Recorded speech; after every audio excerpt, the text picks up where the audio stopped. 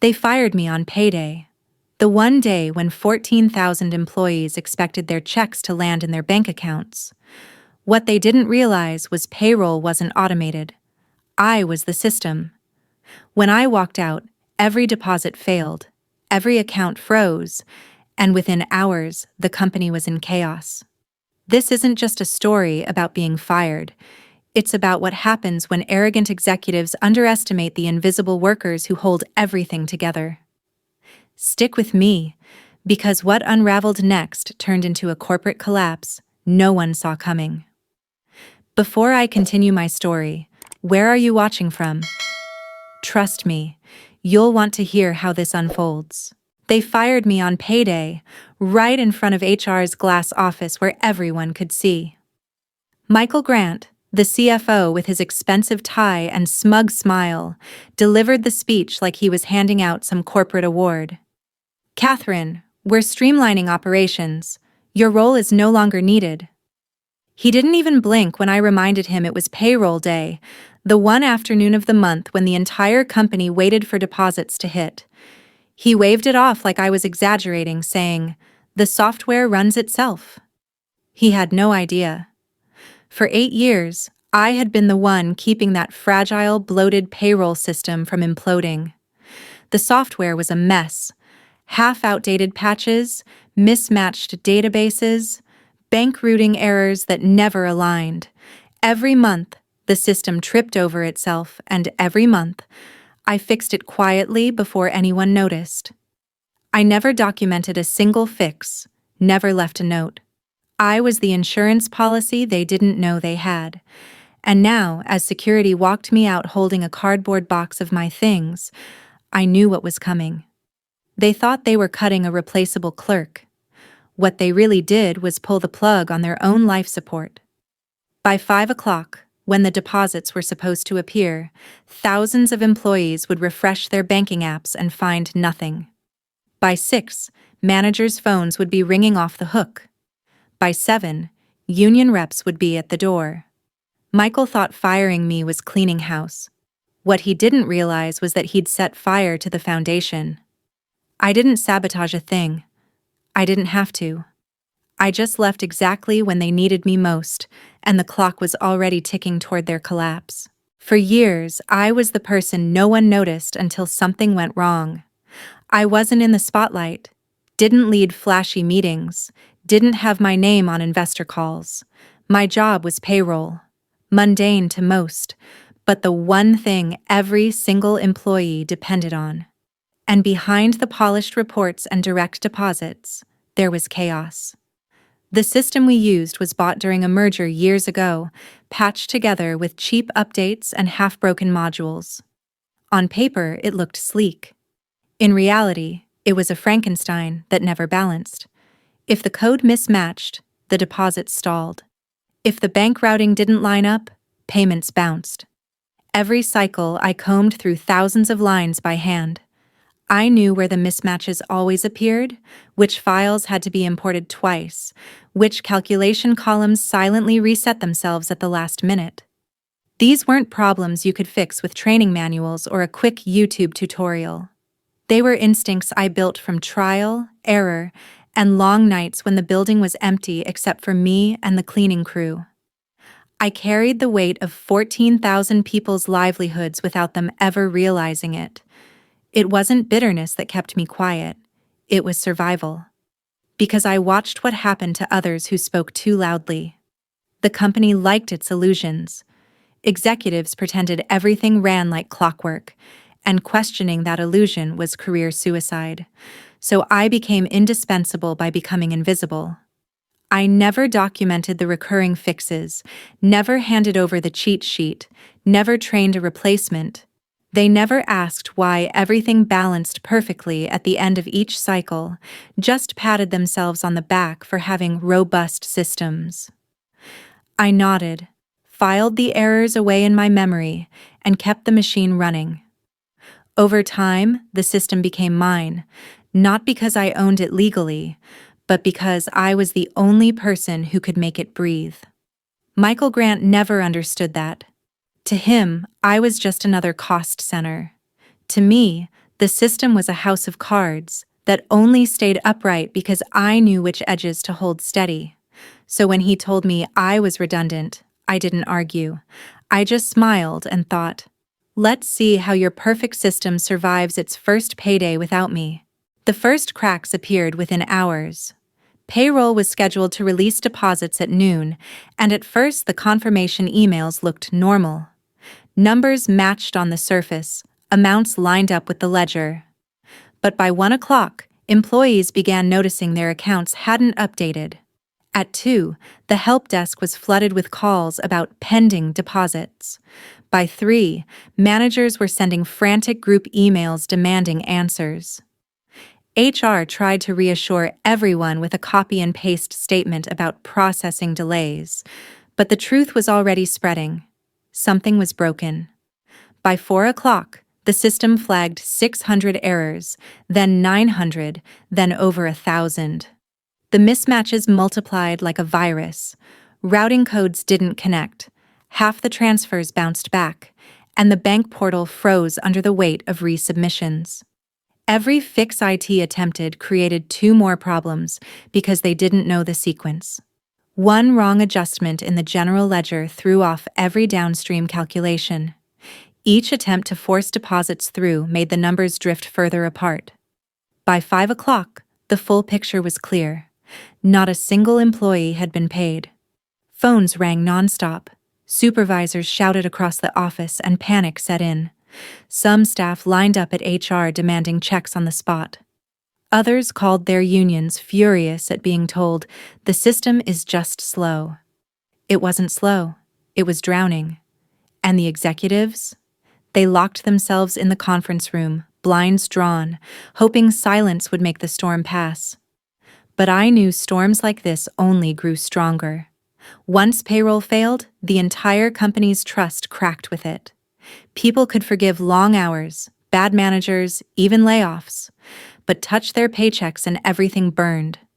Watching from the outside, I could almost hear the first domino hit the floor. By nightfall, the entire row was toppling. By the next morning, the office lobby looked less like a workplace and more like a protest line. Hundreds of employees crowded the marble floor with homemade signs scrawled in marker, "Where's our pay?" and "Payday means pay." Security guards hovered near the doors, but they were outnumbered and overwhelmed.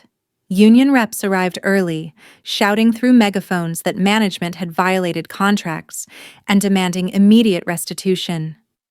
Reporters smelled blood. By 9 a.m., camera crews were parked across the street, filming frustrated employees as they vented into microphones about late rent, missed childcare payments, and overdraft fees piling up overnight. It was no longer an internal issue. It was public. Inside the building, executives scrambled. Michael Grant tried to address the employees personally, standing on a staircase with a microphone like some political candidate. His speech was full of empty promises about temporary setbacks and system upgrades. The crowd booed him so loudly his words drowned in the echoes of the lobby. Some threw crumpled pay stubs at his feet, others turned their backs entirely. For the first time, I saw his polished confidence crack. He wasn't controlling the room, he was trapped in it. Meanwhile, HR issued frantic emails offering hardship advances that didn't exist, and IT promised fixes they couldn't deliver. Every statement only fueled more anger. By lunch, a group of employees staged a sit-in on the top floor, refusing to leave until checks were cut. Another group marched to the local news station 2 blocks away, handing over documents that proved this wasn't a glitch, but a total failure. I didn't have to be inside to feel the panic. The news streamed straight to my phone. Clips of crying single parents and furious staff played on every local channel. The company's name trended online, paired with hashtags like #PaydayFraud and #GrantGreed. What began as missing deposits had exploded into a human crisis, raw and uncontainable. Workers weren't just angry, they were betrayed. And betrayal spreads fast. By the afternoon, Vendors refused to deliver shipments without proof of payment, and outside contractors walked off their projects. The entire company was gridlocked. Michael had thought cutting me was trimming fat. Now he stood in the center of a storm of his own making, one he couldn't silence or spin. The people he thought were powerless had become his executioners, and all I had done was disappear at the right time. The chaos inside the building didn't stay contained for long. By midweek, investors were pulling out in waves. The stock, once steady, plunged with every news cycle. Analysts went on television warning that a payroll collapse this size signaled deeper structural issues. If they can't pay employees, what else are they hiding? One commentator asked, and the question spread like wildfire.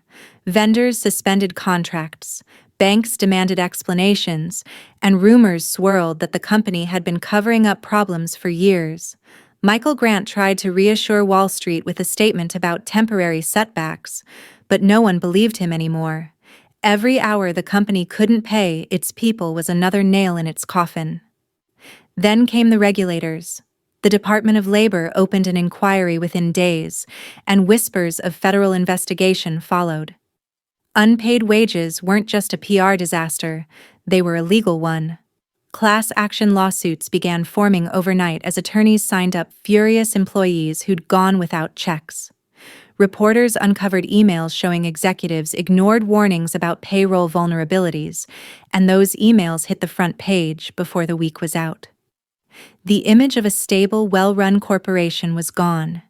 In its place stood a crumbling shell, bleeding money, facing lawsuits, and circling regulators like vultures. From my apartment, I watched the downfall in real time. Stock tickers crashing, executives ducking cameras, union leaders celebrating small victories. All of it because Michael believed payroll ran itself. He thought I was replaceable. Instead, I was the one thread holding the fabric together. And when they pulled it loose, the entire company unraveled for everyone to see. 6 weeks after the day they fired me, the company filed for bankruptcy. Payroll had never been fixed, vendors had cut ties, and the federal investigation made it impossible to secure emergency funding. Employees left in waves, some still chasing paychecks they never received. Investors called it one of the fastest corporate implosions they had ever seen. And Michael Grant? The man who smirked as he told me I was redundant vanished overnight. The board forced him out. His name splashed across headlines as the executive who destroyed thousands of livelihoods by underestimating one employee. He went from CFO to scapegoat in less than 2 months. I didn't cheer when I read the announcement. I didn't need to. The collapse spoke louder than anything I could have said. By the time the dust settled, I had already accepted a new position as director of operations at a competitor who valued what I brought. I walked into my new office with a simple truth in mind. Sometimes revenge isn't about what you do, it's about what you don't do. I didn't delete files. I didn't sabotage systems. I just walked away at the exact moment they believed I didn't matter, and let their arrogance finish the job. Looking back, the lesson wasn't complicated. Companies love to brag about innovation, leadership, and strategy, but none of that matters if the people holding the system together are ignored. I wasn't a headline maker or a big decision maker. I was the person who made sure families could pay rent, buy groceries, and live without fear. They mistook silence for weakness, invisibility for irrelevance. But when the invisible disappears, the entire machine stops. The collapse wasn't my revenge, it was their arrogance cashing its own check. Firing the wrong person didn't just cost them money, it cost them everything. They thought firing me was just a cost-saving move, but in reality, they fired the only person who kept the lifeline of 14,000 workers flowing. That single arrogant decision didn't just ripple, it detonated. And by the time anyone realized, it was too late to stop the collapse. What this story reveals is a truth most people don't like to admit. The people who keep things running are rarely the ones in the spotlight.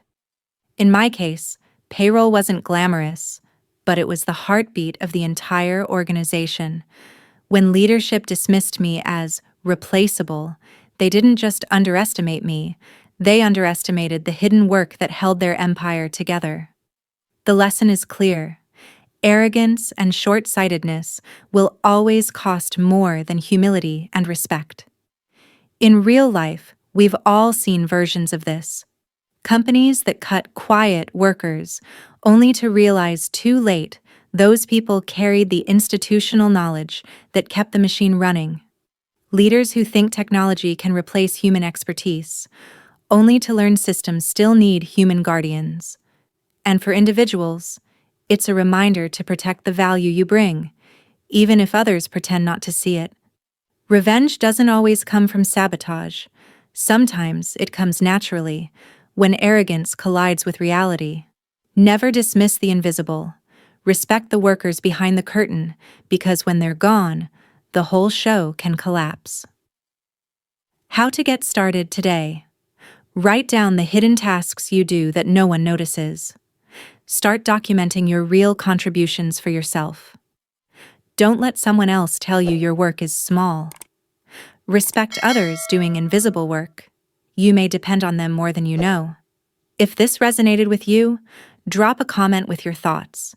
Share this with someone who needs to hear it. And don't forget to subscribe for more stories like this.